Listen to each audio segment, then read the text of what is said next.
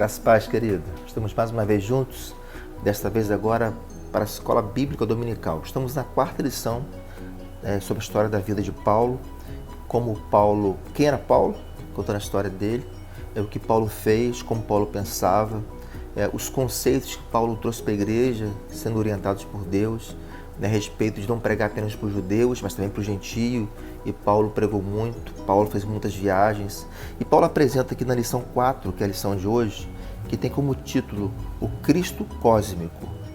Quando a gente pega esse título, inicialmente a gente fica meio confuso.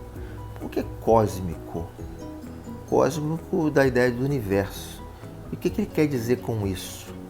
Ele se baseia aqui em Efésios capítulo 1, 2 e 3 é a base desse estudo. Depois você lê, é importante você estar lendo. Mas ele quer dizer que Cristo não se prende apenas a este tempo aqui na Terra.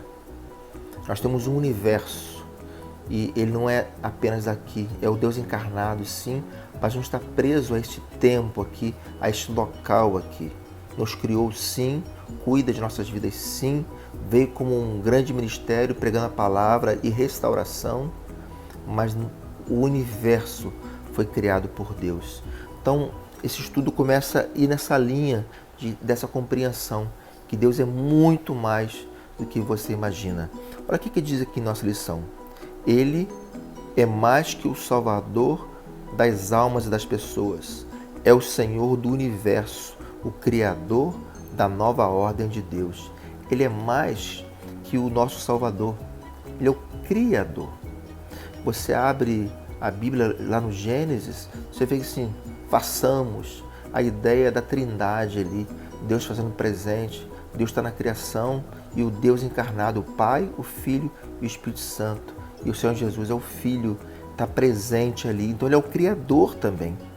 Em Cristo, Deus está criando não apenas um novo povo ou uma nova raça, mas um novo mundo. Pelo que, se alguém está em Cristo, nova criatura é. As coisas velhas já passaram e eis que tudo se fez novo. Eis que tudo se fez novo não é apenas uma mudança de comportamento, isso seria muito pouco. Essa mudança aqui é uma mudança que nos leva à eternidade. É compreender que o mundo não acaba aqui, nossa vida não acaba aqui. Fomos criados sim para a eternidade. Então, em 2 Coríntios, ele fala sobre isso, que é o Criador. Pelo que, se alguém está em Cristo, se você está em Cristo, pense nisso. As coisas velhas já passaram e eis que tudo se fez novo. E alguns entendem assim, tudo se fez novo como? A minha mudança de comportamento. Eu fumava, não fumo mais, eu bebia, não bebo mais, eu fazia isso, aquilo outro, não faço mais, achando que é só isso e que isso leve ao céu. Não leva. Agora, um cristão não vai ter esse tipo de atitude. Vai dar exemplo, vai testemunhar. Mas ser cristão é crer em Cristo como Salvador. Creia em Cristo como Salvador. Primeiro ponto destacado aqui, Cristo, autor e sustentador da criação. Ele nos apresenta aqui esse Cristo cósmico, essa ideia que ele passa. Ele é o Criador e sustentador da criação. Veio sim como aquele que nos defender, pregar a palavra, pregar a restauração, pregar a justificação, pregar a eternidade, a esperança, mas ele é o Criador. Olha o que nos diz a proposta do texto. O pecado alterou a relação do homem com Deus. Lá em Gênesis está escrito isso. Com o próximo e com a natureza. Ele teve uma dimensão cósmica. O bom mundo de Deus foi desordenado. O homem conseguiu fazer isso. Porque você lá abre em Gênesis e passa os 6 dias e para cada dia Deus diz, e é bom. Primeiro dia que ele criou, bom. Segundo dia, bom. Terceiro dia, bom. E vai até o 6º dia, quando cria o homem, bom. Então, o que Deus fez foi perfeito, foi bom. Então, ter essa compreensão. E Jesus estava lá, no façamos, estava presente ali. Então, Jesus é o Criador, é o sustentador. E viu a obra do Deus Todo-Poderoso, deles juntos ali, sendo destruída. Quando abrimos em Efésios e Colossenses, fala sobre essa ideia de compreender quem é Deus nesse contexto. Olha o que diz aqui. Nestas duas cartas, a cristologia, o ensino sobre Cristo. Cristologia é quando você lê, estuda sobre Cristo. Vamos lá. Nestas duas cartas, a cristologia muda de funcional, como Cristo funciona para a igreja, para ontológica, Cristo como ser, o absoluto, o alto e sempre existente, a razão das coisas. O Cristo de Efésios está assentado nas regiões celestes. O Cristo apresentado aqui em Efésios e Colossenses é o Cristo Todo-Poderoso, o Deus encarnado. É essa compreensão que nós temos que ter. Alguns leem a Bíblia e compreendem ela e pegam Jesus no seu nascimento, e é importante saber isso. O Jesus sendo apresentado no templo pela primeira vez, e está lá com os doutores, está discutindo ali. O Cristo que aos 30 anos aparece agora com o ministério e convoca os 12 para o grande trabalho. O Cristo que durante 3 anos prega a palavra, prega a restauração, prega a salvação, prega se religar o homem a Deus. O Cristo que morre na cruz, ressuscita e vai aos céus. Alguns se prendem ao Cristo histórico. A ênfase que é daqui em Efésios é dada, em Colossenses, que ele é muito mais que isso. Ele é o autor, o Criador, sempre existiu.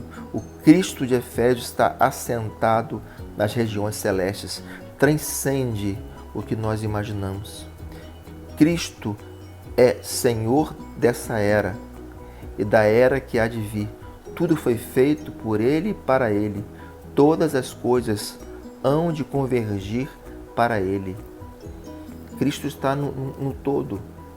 Cristo é o Deus encarnado, é a Trindade, faz parte da Trindade, sempre existiu, sempre existirá. Nós temos uma dificuldade muito grande de compreender o que é eterno. Algo que sempre existiu e sempre existirá. A mesma dificuldade de compreender o que é infinito. O que é uma coisa infinita que nunca vai terminar. Não começou, não tem fim. Alguns dão um exemplo quando a gente pega uma aliança e ela não tem fim. Ela gira e onde começa a gente não sabe. Mas é um círculo, né? E ela cria um ciclo ali de giro. Mas imagina algo que você vai e nunca vai terminar. Deus é eterno, o Senhor Jesus é eterno, estava na criação, esteve conosco e voltará para nos buscar. Estará na eternidade conosco. Ter essa compreensão é importante. Ele não apenas é o Salvador pessoal de indivíduos, mas o Senhor cósmico de todas as coisas. Podemos confiar num Salvador que tem poder sobre o tempo, as pessoas e todo o universo. É o Jesus 100% homem, 100% Deus. Continua sendo o Deus. Aí alguns vão misturar as histórias. Então Jesus era 100% Deus, então ele não sofreu? Sofreu, e muito. Porque o 100% homem, o homem sofreu muito. O homem teve fome, o homem teve sede, o homem chorou, ele se entristeceu, ele se alegrou algumas vezes. É o homem, é o Jesus encarnado, esteve conosco em todo o tempo e aqui nos apresenta esse Jesus que é o Salvador sobre todo o tempo. E quando ele nos salva, nós nem estávamos vivos e a salvação para mim e para você transcende o tempo. Então, uma compreensão que Jesus é o histórico, porque ele existiu, mas não está preso no tempo. Segundo, o novo mundo de Deus. Lemos na visão de João, em Apocalipse, Apocalipse 21, versículo 5. E o que estava sentado sobre o trono disse: Eis que faço novas todas as coisas. E acrescentou: Escreve, porque essas palavras são fiéis e verdadeiras. João, na ilha de Patmos, tem essa revelação, né, e entende isso aí e fala sobre o trono. E o Senhor Jesus está no trono, ao lado do Pai, está no trono. No final da Bíblia, em Apocalipse 22, quando a obra de Cristo chega à sua consumação, ao final, O Éden está de volta. O Éden significa que é a perfeição. Lembra que eu falei? Em Gênesis, primeiro dia bom, segundo bom, terceiro, quarto, quinto, sexto, tudo bom. Sétimo ao descanso. Mas todos os dias corretos. E agora ele diz aqui, o Éden, volta a ser o Éden. Estou dizendo o Éden que é a terra não, tá? Alguns vão compreender que a terra vai ser transformada. Para onde iremos, um dia saberemos. Mas com certeza será melhor do que o sofrimento na terra e o que nós passamos aqui. Então, o Éden está de volta em Gênesis 3, onde é citado. O homem foi expulso e em Apocalipse 22 é readmitido. Tudo que ele perdeu na queda recupera em Cristo. Imagina isso. Tudo que nós perdemos, nós, humanidade, perdemos lá com Adão e com Eva, é restaurado em Cristo Jesus. Então, olhe para Cristo, que vai muito além deste tempo, é o eterno, se faz presente conosco. Então, segundo, tem um novo mundo de Deus e Jesus faz parte disso. Quando ele diz que, para os discípulos que é necessário que ele vá, e ele fala sobre na casa do meu pai há muitas moradas, para mim e para você que o aceitou como um Salvador. Então sim, é um novo tempo, é um novo lugar, um novo momento, onde não há choro, onde não há dor. Nós tanto esperamos por isso. Nós choramos tanto, temos tantas tristezas, e lá não haverá nada disso. E terceiro, qual é o nosso lugar nesse novo mundo de Deus? Tudo bem, compreendi tudo isso, sei que é Jesus, é o Criador dos céus, da terra, ele veio, pregou a palavra, e eu agora? E eu nessa história? Diz aqui, Efésios capítulo 1, versículo 22, vemos que todas as coisas foram subjugadas em Cristo, subjugadas a Cristo, inclusive as do mundo vindouro, Efésios 1, 21, a Ele as deu a igreja. Todo foi subjugado a Ele. Vemos que todas as coisas foram subjugadas a Cristo, inclusive as do mundo vindouro. O que acontece agora, o que aconteceu no passado e aquilo que ainda há de acontecer. Nosso lugar com Cristo, que a gente o aceita como Salvador, Ele quer dizer assim, tem um lugar para você lá. Fique tranquilo, confie em mim, persevere, não perca a esperança. No momento, a igreja é militante. Um dia ela será triunfante. O que é militante e triunfante? Militante é a igreja de hoje, que milita, que passa por batalhas sim, tribulações sim, mas tem a responsabilidade militar. Militar é de serviço, de pregar a palavra. Temos essa responsabilidade e dela nós não podemos fugir. É a missão. Ide, portanto, fazer discípulos. Não é só para os 12, estava lá não, no caso 11, mas para todos nós. Ide, portanto, fazer discípulos. É minha responsabilidade e a sua responsabilidade. Então ela é militante, ela milita, ela faz seu trabalho. E depois tem outra igreja que ele fala aqui, uma igreja que é triunfante. Aí já fala da glória, da glorificação, da eternidade, onde um dia nós, como a grande igreja, estaremos presentes. Então, guarde isso. A igreja será vencedora sobre todo o poder maligno. Sua vitória será global. Ela julgará o mundo e o mal com o Senhor triunfante. Eu quero estar junto com Cristo, com uma igreja triunfante. Que você também queira estar com Cristo, com uma igreja triunfante. Compreender quem Ele é, o que Ele pode fazer na tua vida e o que Ele pode fazer na vida de outras pessoas, sendo você um instrumento de Deus para trabalhar na vida dos outros. Compreenda isso, faça isso. Não negue a responsabilidade que um dia chegou para você. Pregue a palavra. Só para a gente lembrar aqui, o primeiro ponto que ele destacou, Cristo, autor e sustentador da criação. Guarda bem, Cristo está na criação. Segundo, o novo mundo de Deus. Há um novo mundo, há a eternidade, ao céu. Essa verdade a gente não pode fugir. E terceiro, qual o nosso lugar nesse novo mundo de Deus?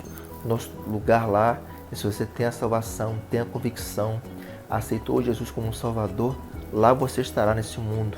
E aqui, como igreja militante, temos a responsabilidade de pregar a palavra. E para nós estarmos pensando, primeiro, o pecado é um desastre. Ele perturbou o relacionamento do homem com Deus, com o próximo e com a natureza. Pecado é errar o alvo, é deixar de fazer a vontade de Deus para fazer as nossas vontades. Então o pecado é um desastre. Ele perturbou o relacionamento do homem com Deus. Teve um trancou ali, rachou ali, distanciou, porque Deus não anda com o pecado. Deus não concorda com isso. Há agora a nossa grande oportunidade com Jesus de se religar. Religar nós, homens, com o Senhor. E temos tudo isso que eu falei, uma delas é a eternidade.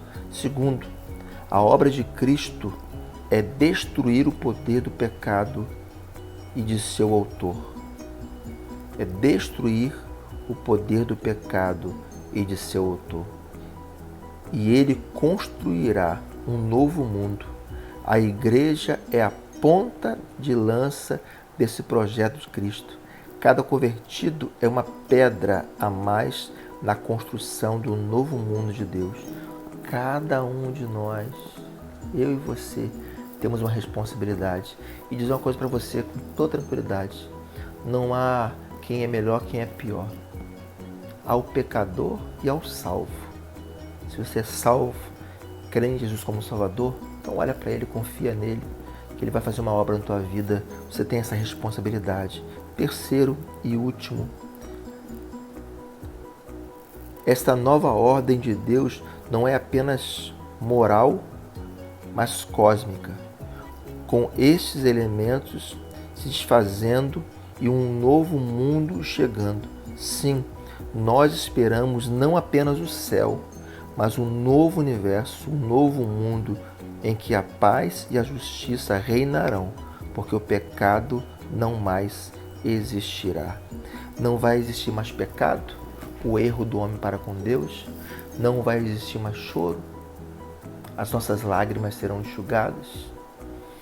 Quando a gente perde pessoas queridas, nós participamos de alguns cultos da saudade, culto fúnebre, como você entenda, participamos ali e parece que estamos nos despedindo, mas naquele momento o que está ali é um corpo, não tem mais nada ali, é um corpo, apenas um corpo, que nós respeitamos, temos um momento, mas naquele momento que nós mais pensamos é sobre a vida daquela pessoa, se for um servo de Deus, uma serva de Deus, mas para quem está vivo, que ainda tem a oportunidade de aceitar Jesus como Salvador.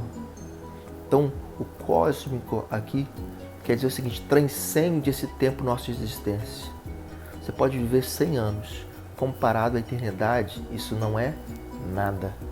Então, confie em Deus, caminhe com Ele e que Deus faça uma grande obra na tua vida. Que você seja um multiplicador da palavra de Deus. Você leve, seja discípulo. Essa é a nossa responsabilidade. Somos discípulos e fazemos discípulos. Que esta lição te ensine a compreender isso. Paulo lutou muito para pregar essa palavra. Muitos não compreendiam. Muitos não compreendem hoje.